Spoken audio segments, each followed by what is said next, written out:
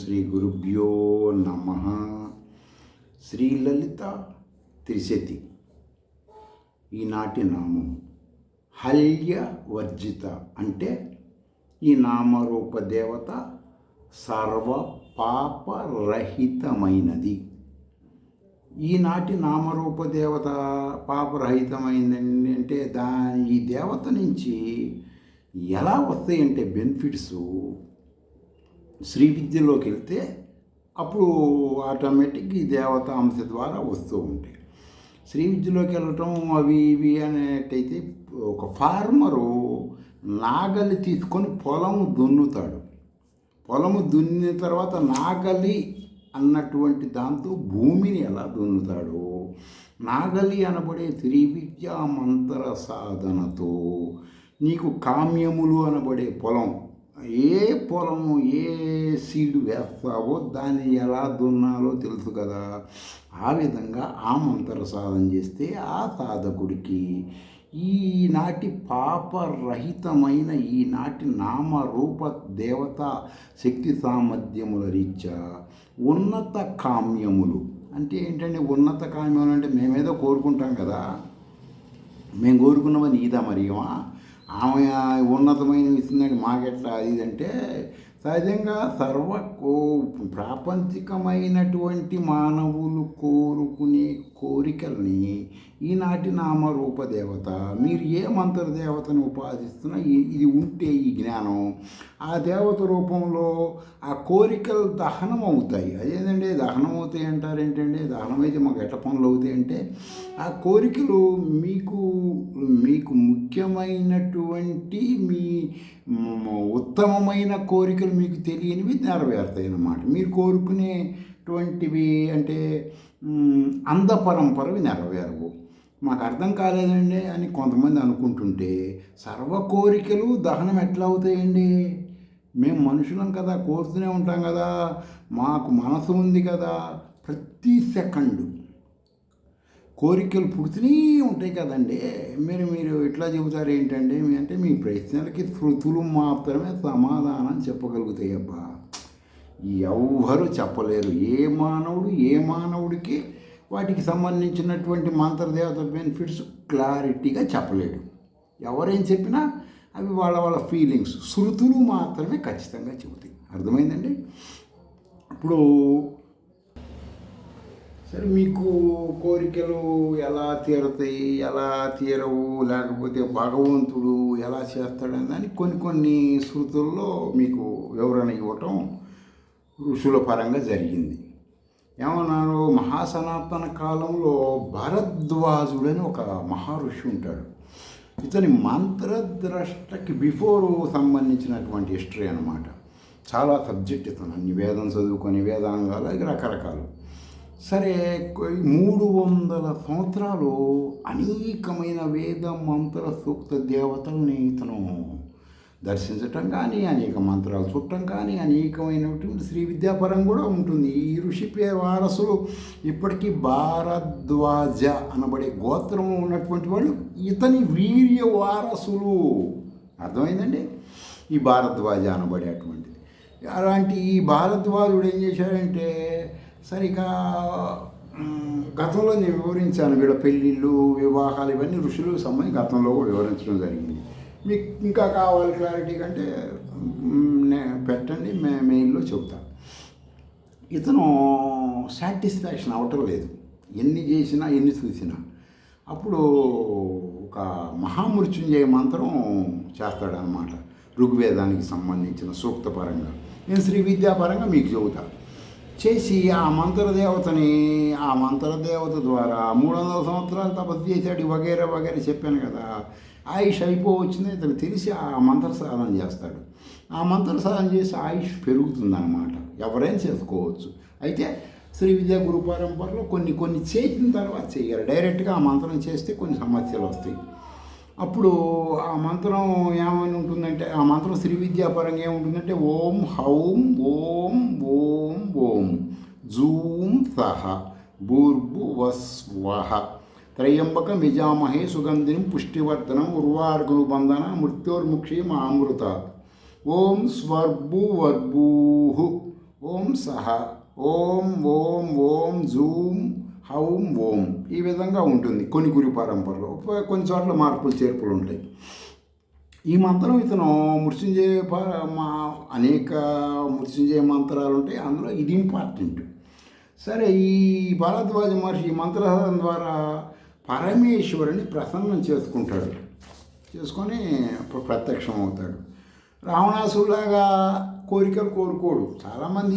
చాలామంది తపస్సు ద్వారా కోరుకునే కోరికలు వాళ్ళ యొక్క అజ్ఞానం అవిద్యతోనే కోరుకుంటారు. ఈ భారద్వాజుడు వేద మంత్ర దష్ట లాంటి దేవతను దర్శించిన అతను కదా. అప్పుడు ఈ మంత్ర సాధన ఆ దేవత సంబంధించిన మృత్యుంజయ అనబడే దేవత ప్రత్యక్షమైతే అడుగుతాడు, నాకు ఇంకొక 100 సంవత్సరాల ఆయుష్ కావాలి, దేనికి ఆయుష్, ఏం చేస్తావు నువ్వు అంటాడు. నేను ఇట్లా వేదంలో ఉన్నటువంటి 300 సంవత్సరాలు చూసినా నాకు ఏ మాత్రం బెనిఫిట్స్ సాటిస్ఫాక్షన్ కలగటం లేదు, ఇంకొక 100 సంవత్సరాలు తపస్సు చేస్తాను, అది ఇదని. పోనీ వివాహం చేసుకొని నువ్వే నీ వారసుడుగా పుడతావు కదా, ఆత్మానం పుత్ర అంటుంది కదా శాస్త్రం కూడా, నువ్వు కూడా మరి అలా చేసి అప్పుడు ఉండొచ్చు కదంటే, కాదు నేను ఈ బాడీతోనే చెయ్యాలనుకుంటున్నాను అంట. సరే, అట్టయితే ఓ పని చెయ్యి, నీకు నేను కొన్ని రహస్యాలు చెప్తున్నాను, నువ్వు ప్రాపంచికం అడగకుండా ఈ వేదానికి సంబంధించింది అడుగుతున్నావు కూడా చెప్తున్నాను. ఓ భారద్వాజ మహర్షి, ఏ నాటికి ఏ మానవుడు లేక ఏ శక్తి చేత ఏ మానవుడు ఏ దేవతను ప్రసన్నం చేసుకున్నా, ఆ దేవత అయినా ఆ శక్తి అయినా సరే, వేదమంత్ర దేవతలని అంటే వేదము తెలియజేసిన పరమాత్మ గురించి పూర్ణముగా ఎవడు తెలుసుకోలేడు. ఏ దేవత అయినా ఏ దేవుడైనా ఏ ఋషి అయినా ఎవరి వల్ల కాదు, అది జరగని పని. మరి అట్లా అదేంటండి, మరి జరగని పని అంటున్నావు అంటే వాస్తవం జరగదు అంతే. నీకు అర్థం కావట్లేదు కదా, ఇంత మహాతపస్సు చేసినా. ఎందుకనండి అర్థం, దీనికి నువ్వు ఇప్పుడు దాకా చేసింది ఏంటంటే ఒక 300 సంవత్సరాలు నువ్వు చేసిన తపస్సు అంటే 3 సముద్రాలు, ఆ సముద్రంలోంచి ఒక స్పూను వాటర్, 3 సముద్రాల్లో 3 స్పూన్లు వాటర్, 300 సంవత్సరాలు ఆ జ్ఞానమే నువ్వు తెలుసుకున్నావు. ఇప్పుడు 100 ఏళ్ళు ఇస్తే ఏం చేస్తా, ఏం పీకుతావు, ఆలోచించు. మరి ఎట్లా నాకేం తెలియట్లేదండి, ఏ నాటికైనా సరే ఇది ఎట్టి పరిస్థితులు సాధించాలి నేను ఆలోచిస్తున్నా అంటే, 1000 సంవత్సరాలు ఆయుష్ ఇచ్చినా కూడా నువ్వేం పీకేది ఉండదబ్బా, ఆలోచించుకో. కాబట్టి నువ్వు పూర్ణ వేద జ్ఞానం దుర్లభం. కాబట్టి నువ్వు చేసినటువంటి సాధన రీత్యా నాకు నీ మీద ఉన్న ఆప్యాయత ఒక రహస్యం చెబుతాను. వేదాల్లో ఒక రహస్యమైన విద్య ఉంది, దాన్ని సావిత్రి అగ్ని అంటారు. ఆ మంత్ర సాధన చేయి, ఆ సూక్తం దేవతను దర్శించు, నీకు వేదములో ఉన్నటువంటివన్నీ తెలిసిపోతాయి. సావిత్రి అగ్ని అంటే ఏంటనుకుంటున్నారు? సరే అని చెప్పిన తర్వాత ఈ సావిత్రి అగ్ని ఇప్పుడు మీరు కొంతమంది చూస్తున్న వాళ్ళు ఏమంటే, మరి మాకు ఏ గురు పరంపరలో ఎవరు కూడా సావిత్రి అగ్ని అనే మంత్రం చెప్పలేదు, మా గల్లీ నుంచి ఢిల్లీ వరకు అందరూ బెల్లం పెట్టండి, నూనె పోయండి, కొబ్బరి చెప్పులు చెబుతున్నారు. మరి సావిత్రి అగ్ని అనేది చేస్తే పరమేశ్వరుడి గురించి మొత్తం టీ పొడిలో ఉన్న డికాషన్ దిగుతుందని చెబుతున్నారు. ఏంది ప్రామాణికం? వాళ్ళిద్దరి మధ్య మాట్లాడింది. సూర్యుడికి ప్రామాణికం సూర్యుడేనబ్బా, దీపం ఉండదుగా. కాబట్టి నేను చెప్పే ప్రామాణికాలు ఏంటి? సూర్యుడే. ఏంటంటే సూర్యుడు అంటే ఋగ్వేద సంహితలో 10:72-7లో ఉంటుంది ఈ సావిత్రి అగ్ని అనబడే మంత్ర సంబంధించిన జ్ఞానం. తైత్రీయ బ్రాహ్మణంలో కూడా ఉంటుంది, అది మీరు వాళ్ళని అడగండి చెబుతారు. సరే, ఈ మంత్రదేవత గురించి నేను మీకు క్లుప్తంగా మీకు అర్థమయ్యే భాషలో చెబుతున్నా. రెక్కలు తోకాలేనిటువంటి వాయువు గాలి, అర్థమైందండి? రెక్కలు తోక ఉన్నటువంటి ఒక రూపం, దాన్ని వాయువు రూపంలో ఉంటుంది. ఈ సావిత్రి అగ్ని యొక్క మంత్రదేవత దాని ముఖము, అగ్ని అనబడేటువంటిది తల. ఆదిత్యుడు ఈ అగ్నిని ఆ అగ్ని కలిపి, ఇప్పుడు మీకు అర్థం కాలేదంటే ఈ మంత్రదేవత అగ్ని రూపంలో ఉంటుంది, ఆదిత్యుడు తలగా ఉంటాడు. ఈ రెండు కలిపి ఉన్నటువంటి రూపము వాయువు సావిత్రి అగ్ని అనబడే రూపం అన్నమాట. ఈ రెండు కలిపి ఒకటిగా కొన్ని బీజాక్షరాలతో కలిసి ఉంటాయి అన్నమాట. మీకు విడివిడిగా చెబుతున్నా అర్థం చేసుకోవడానికి. మహా, అత్యంత మహా అనురూపంలో ప్రతి మానవుడిలో సహస్రాసారములో ఇది ఉంటుంది అని భారద్వాజ మహర్షికి మృత్యుంజయ మంత్రం ద్వారా ఆ మంత్రదేవత తెలియజేస్తుంది. ఈ సావిత్రి అనబడే అగ్ని ఆ ధ్యాన శ్లోకంలో ఆ విధంగా ఉంటుంది. ఇది మరి సహస్రాంశంలో ఉన్నటువంటి ఈ మహా అతి సూక్ష్మమైనటువంటి ఈ సావిత్రి అగ్ని అనబడేటువంటిది కుండలిని అనబడే అగ్ని, అర్థమైంది? కుండలిని అనబడే అగ్ని. మీకు ఇవన్నీ లలిత శాస్త్రం భాష్యంలో కొన్ని తెలుసుకోవచ్చు అన్నమాట. తలలో ఉన్న సహస్రాసార సూర్యుడితో, అంటే ఆ సావిత్రి అగ్ని అనబడేటువంటిది పైన ఉన్నటువంటి దానికి ఒక పేరు, కిందకు వచ్చే పేరు మారుతుంది అన్నమాట. ఈ సూర్యుడిలో కలపటానికి కింద ఉన్న ఈ యొక్క సూర్యానికి కుండలిని అనబడే శక్తి, సూర్య తేజస్తో ఉన్నటువంటిది పైన మహాణువులో కలిస్తే ఒక జీరో బల్బు మనం వెలిగిస్తాం కదా, అది ఒక్కసారి సూర్యుడు ఎంత కాంతి ఎలా అవుతుందో అంత కాంతివంతంగా అవుతుంది ఆ మంత్ర సాధనల వలన, వాటి వలన. అవన్నీ కూడా శృతి ప్రామాణిక శ్రీ విద్యా మంత్ర సాధన ద్వారా అవన్నీ జరుగుతూ ఉంటాయి అన్నమాట. ఏ ప్రవచనాల వలన, ఏ స్వామీజీలు, ఏ పీఠాధిపతులు, ఏ మఠాధిపతులు, ఏ అవధూతల వలన ఇవన్నీ జరగవండి, గుర్తుపెట్టుకోండి. శృతి ప్రామాణిక మంత్ర సాధన వలన మాత్రమే జరుగుతాయి. సరే, అప్పుడు ప్రాణానికి పైకి వెళ్ళే శక్తికి, ప్రాణాన్ని పైకి తీసుకెళ్ళాలి కదా, మూలాధారంలో ఉన్న ప్రాణశక్తిని పైకి తీసుకెళ్తాం. అప్పుడు చుక్కానిలాగా ఇచ్ఛాశక్తితో సాధకుడు సాధన చెయ్యాలి. మహాశక్తి బిషతంతో తనిగేసి అంటుంటారు అనమాట. దాన్ని మహాశక్తిగా మార్చగలగాలి మంత్ర సాధన ద్వారా. ఈ మంత్ర సాధన ద్వారా ప్రాణాన్ని ధారణ చేస్తే ఖచ్చితముగా అప్పుడేం జరుగుతుందంటే జ్ఞాన నేత్రం తెరుచుకుంటుంది. అర్థమైంది? ఎవరికైనా సరే. అప్పటిదాకా న్యాసం చేసేటప్పుడు నేత్ర త్రయాయ అంటే త్రయ అంటే మూడు అని చెప్పుకోవడానికి మాత్రమే తెలుస్తుంది వాడికి. ఇలా సచ్చేదాకా గల్లీ నుంచి ఢిల్లీ వరకు ఏ స్వామీజీ, ఏ ప్రవచనకారుడు ఎవ్వరికి కూడా మూడో నేత్రం నో ఓపెన్. వాళ్ళు చెప్పుకోవడానికి మాత్రం మేము ఆ వేదాలు, ఈ వేదాలు, ఆ పురాణ జ్ఞానం అని చెప్పుకుంటారు. మూడో నేత్రం మాత్రం నాకు తెలిసి ఇక్కడ ఎవడో ఒకడు కనపడతాడు మూడో నేత్రం తెలిసినవాడు. మరి శృతుల్లోనేమో మూడో నేత్రం తెరుచుకుంటుంది, మంత్రసాన్ని చెబుతున్నాయి. వీళ్ళేమో మరి ఇన్ని పూజలు, ఇన్ని కొండలు, ఇన్ని గుట్టలు ఎక్కిస్తున్నారు కానీ మూడో నేత్రం తెలుసుకుని చెప్పట్లా. మీరు ఆలోచించండి, శృతులలోకి వెళ్ళండి, ఇవి తెలుసుకోండి. సరే, ఖచ్చితంగా ఈ మంత్ర సాధన సావిత్రాజ్ఞ అనేటువంటి దాని వలన ఎవరికైనా జ్ఞాన నేత్రం తెరుచుకుంటుంది. అప్పుడు సర్వతో దృష్టి ఏర్పడుతుంది.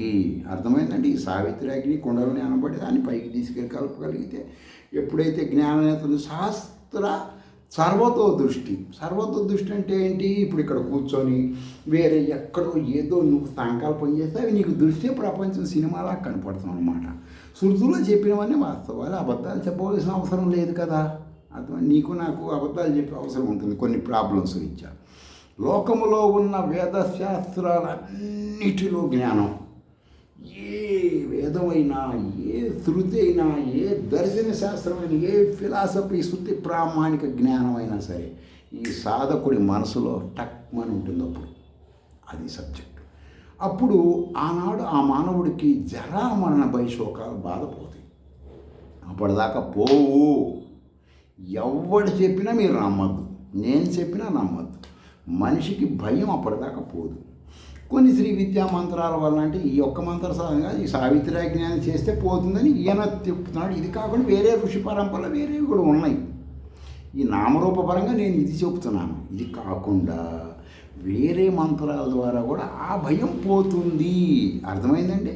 అది అంతేగాని మీది ఆ గతంలో చెప్పారు కదండి మీరు పలానా దానివల్ల జరామరణ భయం పోతుందని మరి ఈ ఋషులు దర్శించి చెప్పినవే నేను మీకు చెప్తున్నాను అబ్బా, పలానా శృతి పలానా వేదం అని అది చూసుకోవాలి మీరు. దీనిని అద్వైత పరబ్రహ్మ జ్ఞానంగా శృతుల ద్వారా తెలుసుకోవచ్చు. ఏనాటికి ఏ మానవుడు, ఏ దేవత, ఏ త్రిమూర్తులు, ఏ త్రిశక్తులు వేదవాణిని చెప్పిన వాళ్ళని దర్శించలేరు. అర్థమైందండి? అందులో ఉన్నటువంటి దేవతలు మాత్రమే మనం చూడగలుగుతాం.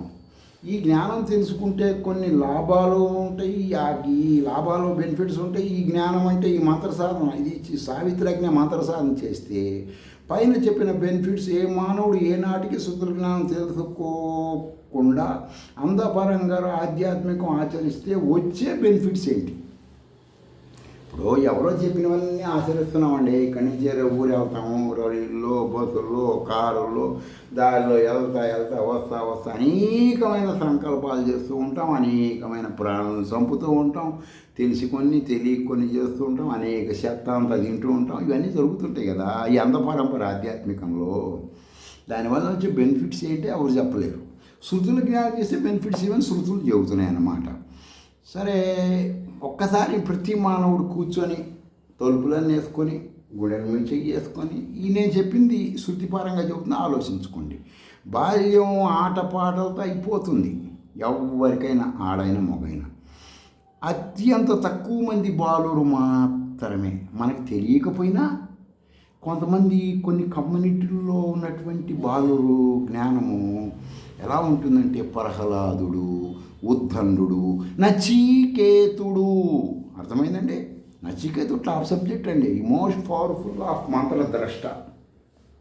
ఋషులందరిలో టాప్ అన్నమాట. సాక్షాత్తు కొన్ని మానవుడి మరణ దేవతను కూడా ప్రసన్నం చేసుకున్నాడు అలాంటి నచికేతు. ధ్రువుడు ఈ విధంగా బాల్యావస్థలో సగుణాకార పరబ్రహ్మ జ్ఞానంతో ఉంటారు, ఇప్పటికీ ఉన్నారు, మనకి తెలియదు, అంతవరకే సబ్జెక్ట్. సరే, యవ్వనంలో రాగానే స్త్రీ అయితే స్త్రీ, పురుషుడైతే పురుషుడు, ఇక అదేదో ఒక బాడీకి తగులుకొని గమ్ములాగా అతుక్కుంటూ ఉంటారు. స్త్రీ అయితే స్త్రీ, పురుషుడైతే. డబ్బులు ఉన్నవాళ్ళు ఇంకా దారుణంగా ఉంటారు.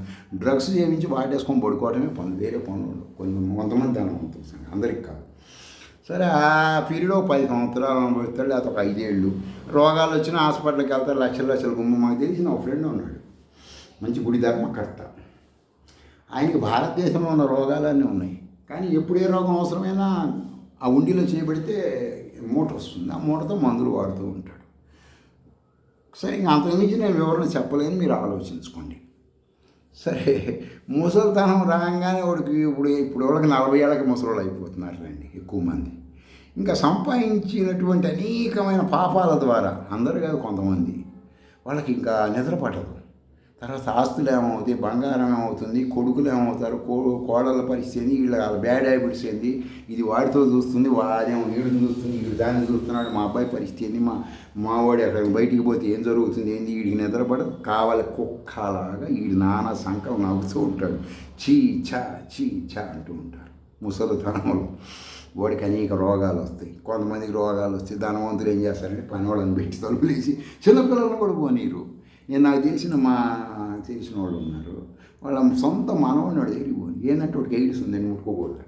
ఈ విధమైన ఎంతోమంది రిచ్ పీపుల్స్ ఇవన్నీ ఉంటుంటే బయట పడరు. కాబట్టి శృతుల్లోకి వెళ్ళండి, సూపర్ మ్యాన్ లాగా తయారవుతారు.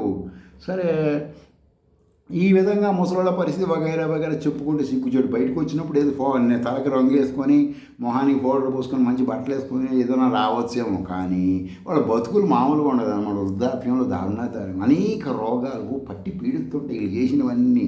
ఇప్పుడు కొంతమంది గవర్నమెంట్ ఎంప్లాయీస్ ఉన్నారు, వాడికి అసలు భారతదేశంలో కరోనా కంటే 100 రెట్లు శక్తివంతమైనటువంటి కరప్షన్ ఈ ఎంప్లాయీస్లో. వాళ్ళ పుట్టే పిల్లలు ఉంటారు, ఆ కరప్షన్ ద్వారా తిన్న ఆహారం ద్వారా వాళ్ళ చరిత్రలు ఉంటాయంటే అబ్బా ఎంత అసలు చెప్పుకోవడానికి భయంకరంగా ఉంటాయి అన్నమాట. వాళ్ళకి అది ఆ జ్ఞానం రాదు డబ్బు వలన. కాబట్టి ఎవరైనా సరే మీకు ఏ సమస్య వచ్చినా వాస్తవమా కాదా మేము ఎలా ఉండాలంటే శృతులు ఉపనిషత్తుల్లోకి వెళ్తేనే ఓపెన్ అవుతుంది, లేకపోతే అవ్వదు. అర్థమైంది? మీరు చేసిన పాపాలన్నీ కడుక్కోవచ్చు శృతి ప్రామాణిక ఆధ్యాత్మికం ఆచరిస్తే. సరే అండి, ఆచరిస్తాములే అంటే ఈ విధంగా బాగా అప్పుడప్పుడు ఈ శృతి విరుద్ధంగా కొంతమంది చెప్పే ప్రవచనాలు, ఈ ముసలోళ్ళు రోగాలు వచ్చిన ఇళ్ళలో జలగొడుతుంటారు కదా, కోడళ్ళు కొడుకులు వాళ్ళు వీళ్ళందరూ ఆ సినిమాలు అక్కడ ప్రవచనాలు వింటూ ఉంటారు. వీళ్ళు పోయి ఇంకా చేసేది ఏం లేదు కదా, కాటికి కాళ్ళు చాపేశారు కదా. ఏ రౌండ్ ఏ సెకండ్ ఏమవుతుంది ఇది, బాగా డబ్బులు ఉంటే ఆక్సిజన్ పెట్టి హాస్పిటల్లో పెడతారు, అది ఇంటికి తోలేస్తారు. వీడు ఇంకా శ్మశానాల దగ్గరలో ఏమైనా బెత్తలు చూసుకోవటమే ఆశ్రమాలు. ఈ విధంగా వగైరా నానా సంకలు నాగుతూ ఉంటారు ఆ వృద్ధాప్యంలో. నూరేళ్ళ ఆయుష్ కాస్త కాకి 100 సంవత్సరాల ఆయుష్ కాస్త ఉష్కాకి అయిపోతుంది బాల్యంలో యవ్వనంలో ఈ చేసిన పనుల వలన. కాబట్టి నెక్స్ట్ క్లోజ్ అయిపోయిందిగా బాడీ. నెక్స్ట్ చేసిన కర్మల రీత్యా, విన్న ప్రవచనముల రీత్యా కొత్త శరీరం వాళ్ళకి ఏర్పాటు జరుగుతుంది. అది ఏ శరీరం ఏర్పాటు అవుతుంది అనేది మనం చెప్పుకుంటే వాళ్ళ కర్మలు ఇచ్చే వాళ్ళకే తెలుసు. కర్మలు చేసి రోగాలు అనుభవిస్తున్న అందరికీ తెలుసు. నెక్స్ట్ బాడీ ఏ 4 కాళ్ళ జంతువా 12 కాళ్ళ జంతువా రకరకాల బాడీస్ ఉంటే వాళ్ళకి తెలుసు, అది చెప్పుకోలేరు. ఆ చెప్పుకోలే గిజగిజ కొట్టుకుంటుంటారు అనమాట. శ్రీ విద్యా ఉపాసకులకు మాత్రం మానవ జన్మే వస్తుంది. అదేనంటే మీరట చెబుతారు పాపాలు ఇవి చేయరా అంటే, ఏ శ్రీ విద్యా ఉపాసకుడు శృతి ప్రామాణికంగా ఒక మంత్రం చేయగానే వాడి గులబుట్టి ఇంకోటి నేర్చుకుంటాడు. వాడు పురస్చరణ చేస్తాడు. పురస్చరణ చేస్తున్న కొద్ది కూడా ఈ బెల్లం రుచి తెలుస్తుంది. బెల్లం అయిపోగానే పటికి బెల్లం అంటాడు. పటికి బెల్లం కానీ తేనెగా తాటి బెల్లం, నల్ల బెల్లం, రకరకాల బెల్లాలు. వాడు అలవాటు పడిపోతాడు ఆ యొక్క దానికి. అప్పుడేమవుతుంది, బాడీ ముసలి చచ్చిపోయినా కూడా వాడి మంత్రాలన్నీ ఆ దేవతలను సిద్ధింపు చేసుకోలేదు కాబట్టి వాటి కోసమైనా మానవ శరీరం ధరిస్తాడు. ఇది శృతి చెబుతుంది, నేను చెప్పట్లేదు సుమా, ఆలోచించండి. కాబట్టి మళ్ళీ మానవ జన్మ కావాలంటేనే శ్రీ విద్యలోకి రండి, మీరు ఖచ్చితంగా మానవ బాడీ వస్తుంది. సరేలేండి వస్తాంలే మేమంటే, లేదంటే ఏం జరుగుతుంది, ప్రవచనాలు అంద పరంపర వింటూ ఉంటే మూర్ఘత్వంగా ఉంటారు. గాలిలో ఆవిరైపోతుంది మీ ఆయుష్. ఆలోచించండి, శృతుల్లోకి వెళ్ళండి, ఈ జన్మలోనే సాధించండి. నెక్స్ట్ జన్మలో ఏం పీకలేరు, ఏమి చేయలేరు. మానవ శరీరం వస్తుందని గ్యారెంటీ లేదు. కాబట్టి అర్థమైందా? కనీసం తెలుసుకోండి. మీరు చేయలేకపో తెలుసుకుంటే అన్న బై ఛాన్స్ 50-50. సరే, మన మానవుడిగా పుట్టేదానికి నేను చెప్పేది, ఈనాడు ఎక్కువ శాతం మంది ఆర్థిక సమస్యలు రీత్యా కొన్ని జాతుల వాళ్ళు, కొన్ని కమ్యూనిటీల వాళ్ళు ఈ చెప్పుడు మాటలేని అందపరంపర వలసవాద ఆధ్యాత్మికలు ఆచరిస్తూ ఏ రకరకాల అన్ని పిచ్చి శాస్త్రలే. ఒక్కటి సైంటిఫిక్గా కూడా కరెక్ట్ కాదు వీళ్ళు చేసే పనులు. సైన్స్ అంగీకరించదు, శృతులు అంగీకరించవు. మూర్ఘత్వం, మొండితనం. కొంతమంది వ్యాపారాలు ఇచ్చే వీళ్ళని ఇలా తయారు చేస్తున్నారు. దానివల్ల ఏం జరుగుతుందంటే, మేము ఏదో వ్యాపారస్తులు ఎవడో ఓ రిలయన్స్ ప్రెసిడెంట్ గ్యారెంటీ అలాంటి దుకాణం ఆధ్యాత్మికంకి వెళ్ళాం కదండి, ఏమవుతుంది, ఆత్మన్యూన్యతాభావం కలుగుతుంది. అంద పరంపర ఆధ్యాత్మికం వల్ల ఏం కలుగుతుంది, ఆత్మన్యూన్యత. దానివల్ల ఏమొస్తుందండి, అణగదొక్కబడిన లేక అణచివేయబడిన మనసు వలన నువ్వు ఏ గుడికెళ్ళు బాల్యావస్థ తర్వాత, ఏ మూర్తిని దర్శించు, నీ మనసు యాక్సెప్ట్ చేయదయ్యా. నువ్వు దాన్ని బలవంతంగా అణిచేస్తున్నావు. అర్థమైందా? బలవంతంగా. ఇప్పుడు పెళ్ళిళ్ళు చేసుకుంటారు 100కు 90 మంది. లై డిటెక్ట్ పరీక్ష చేయండి వాళ్ళకి, అందులో సగం మంది ఫెయిల్ అని వస్తుంది. వీళ్ళంతా ఏదో దేనికో దానికి చేసుకున్నారని వస్తుంది. అలా ఆత్మన్యూన్యతాభావంతో మనసుని బలవంతంగా అణిచేస్తున్నారు మీరు ఆధ్యాత్మికంగా, శృతుల జ్ఞానం తెలుసుకోకుండా యథార్థం. అలా అణిచివేయటం వల్ల ఏం జరుగుతుందంటే, సరే మేము ఓకే మీరు చెప్పినట్టు మేము ఎవరో ప్రవచనకారుడు మాటలని కొబ్బరికాయలు అట్టిపళ్ళు వగేరా చేస్తున్నాం, అవి కరెక్ట్ కాదని మాకు తెలిసినా చేస్తాం. దానివల్ల ఏం జరుగుతుందంటే బాధ, భయము, లేకపోతేనేమో ఆనందం అనుకునే అటువంటి అజ్ఞానము వంటి వాటిని మీరు ఈ ఫీలింగ్స్ కానీ లేకపోతే బాధ కలిగిన వ్యక్తపరచకుండా మనసులోనే దాచుకుంటారు వీళ్ళు. అర్థమైంది? అంధపరంపర ఆధ్యాత్మికం ఆచరించేవాడు ఏం చేస్తాడు, చాలా వాటిని సొసైటీ, సమాజము, సంస్కారం అనేటువంటి వలసవాదమైన మాటల ద్వారా అణిచివేసుకుంటాడు మనసులో. అతను వ్యక్తం చేయలేడు. దానివల్ల ఏం జరుగుతుందంటే అనేకమైన దీర్ఘకాల అనారోగ్యాలు, ప్రతి ఒక్కరికి షుగర్, బీపీల కారణం ఇదే. 90% ఫీలింగ్స్ వ్యక్తం చేయకుండా అంధపరంపర ఆధ్యాత్మికం సత్యం కాకపోయినా వాడు ఆచరిస్తూ దాని మనసును అణిచిపెట్టడం వల్లనే వాడికి వ్యాధులు వస్తున్నాయి మానవులకి. కొంతమంది స్త్రీలైతే కొన్ని కారణాలు ఇచ్చా నేను మొత్తం వివరించలేకపోతున్నా, ఎందుకంటే బాధపడతారని. భావోద్వేగములు కొన్ని వ్యక్తం చేయవలసినవి వాళ్ళు వ్యక్తం చేయలేరు స్త్రీలు కొన్ని కారణాలతో, కొన్ని కమ్యూనిటీల పరంగా. అవన్నీ బాగుండదు, చెబితే బాధపడతారు. కాబట్టి మనసులో పెట్టుకొని ఇతరులకు తెలియకుండా కొంతమంది ఆడవాళ్ళు వాళ్ళు ఏం చేస్తారంటే ఈ మనసులో బలవంతంగా అణిచిపెట్టుకోవటం వలన వివాహం అయిన తర్వాత కొన్ని జరిగిన వాళ్ళకి భార్యాభర్తలు సంబంధించినటువంటి వాటి వలన కానీ ఆర్థికంగా, శారీరకంగా, శృంగారపరంగా జరిగినవి, తర్వాత డెలివరీ అయినాక ఆపరేషన్లు, వీటి వలన బాగా వాళ్ళు మనసులో దాచిపెట్టుకుని కొన్ని చెప్పుకునే మైండ్ డిస్టర్బెన్స్ అయ్యి స్కిజోఫోనియా లాంటి వ్యాధులు వచ్చే అవకాశం ఉంటుంది. వస్తుందంటలా వచ్చే అవకాశం ఉంటుంది. మీరు గూగుల్లోకి వెళ్ళి కొంతమంది ఆడవాళ్ళు వరకు దుడుస్తూ ఉంటారు, కడుగుతూ ఉంటారు అంట్లు, రకరకాలు ఇవన్నీ చూసి మీరు ఇది ఏ మానసికమైన రోగానికి సంకేతం చూసుకొని మీకు తెలిసిపోతుంది. సరే, కొంతమంది వచ్చేసి ఈ దీన్ని హార్ట్కి సంబంధించిన ప్రాబ్లమ్స్ కూడా వస్తాయి అన్నమాట, వ్యాధులు తెచ్చుకుంటారు. అంటే బాటిల్ అప్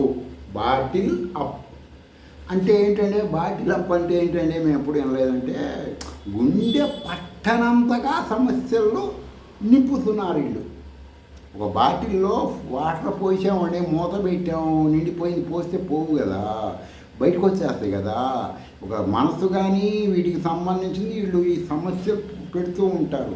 అవి ఫుల్ అయిపోయి కారిపోతూ ఉంటే ఏమవుతుందంటే ఇలాంటి మానసిక జబ్బులు వస్తాయి అన్నమాట. ఆ విధంగా ఉంటుంది. ఏదైనా మీరు ఫిజికల్గా ఇంకా బాగా తెలుసుకోవాలంటే చాలామంది మగవాళ్ళు ఈ యొక్క వ్యాధులు ఉన్నటువంటి వాళ్ళు బయటికి చెప్పుకోలేక శృంగార అసమార్థత కలుగుతుంది వాళ్ళకి. ఈ యొక్క కొన్ని ఇంట్లో ఆడవాళ్ళ వలన మగవాళ్ళకి శృంగార అసమార్థత కలుగుతుంది అన్నమాట. కుటుంబంలో అందరి మీద దాంతో వాళ్ళది వ్యక్తం ఆ ఫీలింగు అసమర్థత చెప్పుకోలేక వాళ్ళకి తెలియక అందరి మీద నోటితో చేతులతో పనులు చెబుతుంటారు. వాళ్ళు ఉపయోగించవలసింది ఉపయోగించకుండా ఉపయోగం లేని ద్వారా పనులు చెబుతుంటారు. చాలామంది ఆడవాళ్ళు ఏం చేస్తారంటే ఈ శృంగార అసంతృప్తి, డిస్టర్బెన్స్లు ఇవన్నిటిని కొన్ని ఆత్మన్యూన్యతాభావంతో వాళ్ళకు కూడా ఫుల్ బాడీని ఫుల్ అయిపోగానే కింద కారిపోతూ ఉంటే వాళ్ళు ఏం చేస్తారు, సంభోగానంతరం దీనిలో తలదాచుకొని వెక్కి కుళ్ళి ఏడుస్తారు చెప్పుకోలేక. అదే మానసిక రోగాలు అంటారు. కాబట్టి నేను ఏం చెప్తున్నా అంటే నేను వేరు అనేది శ్రీ విద్య ద్వారా తెలుసుకోండి.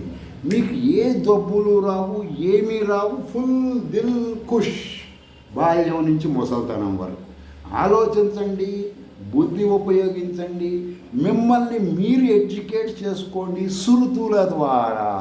అంధ పరంపర ఆధ్యాత్మికం వలన బాల్య యవ్వన వృద్ధాప్యంలో సావటం, ఏది పుడతారో తెలియదు. శృతులలోకి వెళ్ళండి.